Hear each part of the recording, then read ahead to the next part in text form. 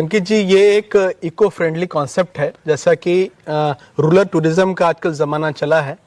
लोग बड़े बड़े आलीशान महलों में, घरों में रहते हैं, लेकिन इस प्रकार के कुटिया में, इस प्रकार के घरों में रुकने का भी ये अपना एक अलग आनंद है जी। और मैंने देखा है कई जगह इस प्रकार के लोग रुकने के लिए भी पैसा देकर के ऐसे स्थानों पे रुकते हैं जी। तो एक नया कॉन्सेप्ट है। आप जब प्रकृति से जुड़ने की बात कहते हैं, जहां गाय से जुड़ते हैं, जहां खेती से जुड़ते हैं, इसी प्रकार से eco friendly houses, eco friendly home की भी संकल्पना आपके मन में हो। आपके पास अगर स्थान है तो ऐसा एक सुंदर सा एक कुटिया आप जरूर बनाएं जो गाय के गोबर और मिट्टी से बना हुआ है। चलिए आइए देखते हैं इसको। और गौतम जी, मैं मानता हूं कि जो हमारे प्राचीन काल में लोग रहते थे, जो हमारे बड़े बुजुर्ग रहते थे, वो भी इसी तरीके के स्ट्रक्चर में रहते थे। लेकिन जो एक एरा आया 70-60 सालों का, तो उसमें लोग ये भूल गए और वो बड़ी बड़ी बिल्डिंग्स में, फ्लैट्स में रहने लगे।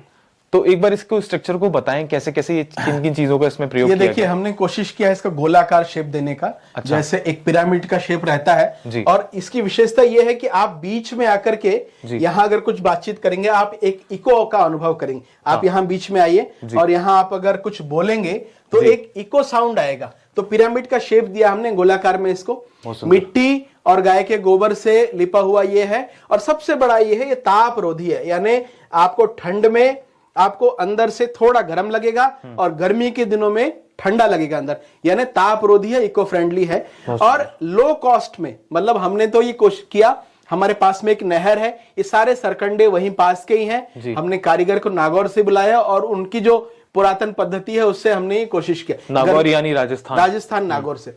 और देखिए, गर्मियों के दिनों में केवल एक पंखा यहाँ चलता है और पूरा रूम ठंडा रहता है। और ठंड के दिनों में अगर सारे आप दरवाजे बंद कर दे तो अंदर एक गर्माहट रहती है। यानी इस प्रकार के घर हमारे स्वास्थ्य के लिए भी, हमारे और मन के लिए भी, देखिए आकर एक शीतलता, एक मन की शांति मिलती है। तो इस प्रकार के घरों की ये विशेषता है।